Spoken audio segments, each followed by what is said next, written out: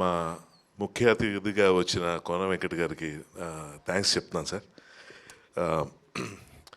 నాకు చాలా ఇష్టమైన వ్యక్తి దనియేలే గారు. ఆయనకి ఈ సినిమాతో విజయం పుత్రోత్సాహం రెండు కలగని మనస్ఫూర్తి కోరుకుంటున్నాను.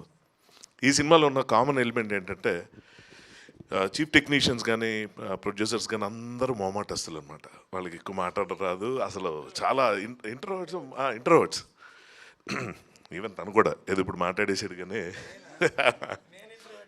అలాంటి ఇంటర్వ్యూట్ అని బేసిక్ ఏంటంటే అలాంటి వాళ్ళందరూ టీమప్ అయ్యి చేస్తున్న ఈ సినిమా మీద ఈ ట్రైలర్ చూసేదాకా మాత్రం వచ్చే ఒపీనియన్ వేరేగా ఉంటుంది. ఏదో షార్ట్ ఫిల్మ్ ఏమో అనుకుంటాం. సో ఈ సినిమాకి సంబంధించి ఫస్ట్ నన్ను మహేంద్ర గారు అప్రోచ్ అయ్యి ఈ క్యారెక్టర్ గురించి చెప్తున్నప్పుడు అతని దొరసాన్ని చూసి ఆయన చూసిన తర్వాత ఆ సినిమా అంత సీరియస్గా ఎందుకు ఉందో ఆయన చూసాక అర్థమైంది. ఆయన మరీ సీరియస్గా ఉంటారు. ఏదో సీరియస్ ఫిల్మ్ ఏమో అందులో నెగిటివ్ రోల్ అని చెప్పారు, అది విలన్ అన్నారు. ఓ ఐ థింక్ అసలు చూశారు కదా రక్తపాతం అది ఇది అని.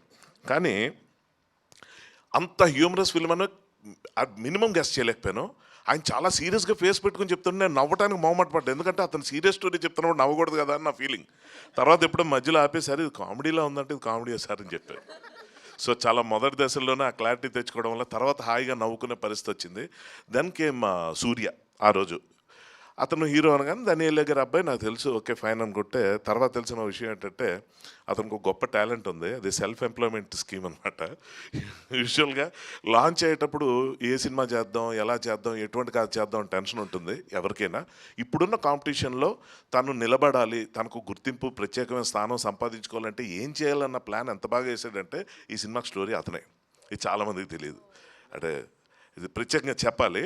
చెప్పిన తర్వాత నేనే కథ దీనికి అని డైరెక్టర్ చెప్పారనమాట. అతను హీరోనే కథ రాశాడండి. అయితే మొత్తం ఆయనదే ఉంటుంది, ఇంక మాకేముంటుంది అనుకున్నాను. ఈ కథలో ఉన్న ప్రత్యేకత ఏంటంటే ఇది నిజంగా మనస్ఫూర్తిగా అభినందిస్తున్నాను అతన్ని. ఒక రైటర్గా కూడా మిమ్మల్ని బాగా ఇంప్రెస్ చేసే ఆస్పెక్ట్ ఏంటంటే నాకైతే ఫస్ట్ అనిపించింది ఇందులో చాలా ఇంపార్టెంట్ క్యారెక్టర్లు 15 క్యారెక్టర్లు పైన ఉంటాయి. ప్రతి క్యారెక్టర్కి ఒక సిగ్నేచర్ ఉండేలాగా ఒక స్పెషాలిటీ ఉండేలాగా రాయటం అనేది కత్తిమీద సాంగ్. అది మరి తనకి ఎలా వచ్చిందో ఏంటో తెలియగానే చాలా మంచి కథ వచ్చాడు. అప్పుడు నేను ఈ సినిమా ప్రొడ్యూసర్స్ అయిన పాయల్ గారు కానీ హితేష్ గారు కానీ రిస్క్ చేయట్లేదు అన్న విషయం నాకు అప్పుడు అర్థమైంది. వాళ్ళు చాలా ప్లాన్డ్గా చాలా మంచి పద్ధతిగా ప్రిపేర్ అయ్యి ఒక మంచి సినిమా చేస్తున్నారనే విషయం నాకు అర్థమైన తర్వాత ఇందులో ఉన్న కాస్టింగ్లో ముఖ్యంగా నేను మా హర్ష గురించి చెప్పాల్సిన విషయం ఏంటంటే తను పొగిడితే నన్ను నేను పొగుడుకున్న ఫీలింగ్ వస్తుంటుంది ఏంటో పేరు వల్ల అనుకుంటా. కానీ ఒక విశ్వరూపం మాత్రం చూడొచ్చు. ఎందుకంటే ఇందులో చాలా సర్ప్రైజ్లు ఉన్నాయి తన పరంగా.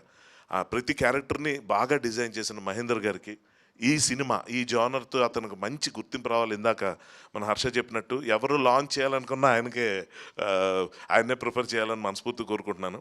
మా కృష్ణుడు అలా అందరికీ ప్రత్యేకమైన మసాలి గారు అసలు welcome sir, welcome to Telugu industry. నాకు ఇప్పుడు మీరు చెప్పేదాకా తెలియదు, ఆయన సినిమాలు నేను చాలా చూస్తున్నాను. సో ఇదే ఆల్మోస్ట్ భరతనాట్యంతో తెరంగేట్రం అవుతున్నారు తెలుగులో. ఆల్ ద బెస్ట్ అండి, one and all. And Niranjan గారు thanks for your support sir. And man producer గారికి అండ్ హీరోయిన్ ఈ అమ్మాయి అంటే వీళ్ళ పేర్లు ఇక చాలా పాపులర్ అయిపోయి నెక్స్ట్ నుంచి వాళ్ళ పేర్లు వాళ్ళు చెప్పుకున్న పరిస్థితి రాకుండా ఉండే అంత సక్సెస్ అవుతుందని మనస్ఫూర్తిగా నమ్ముతున్నాను. అండ్ ఆడియన్స్కి ఈ సినిమా మాత్రం ఖచ్చితంగా సూపర్ డూపర్ ఎంటర్టైన్మెంట్ అని మాత్రం నా సైడ్ నుంచి చెప్పగలను. All the best to the entire team. Thank you very much Geetha గారు. థ్యాంక్ యూ హర్షవర్ధన్ గారు, థ్యాంక్ యూ సో మచ్.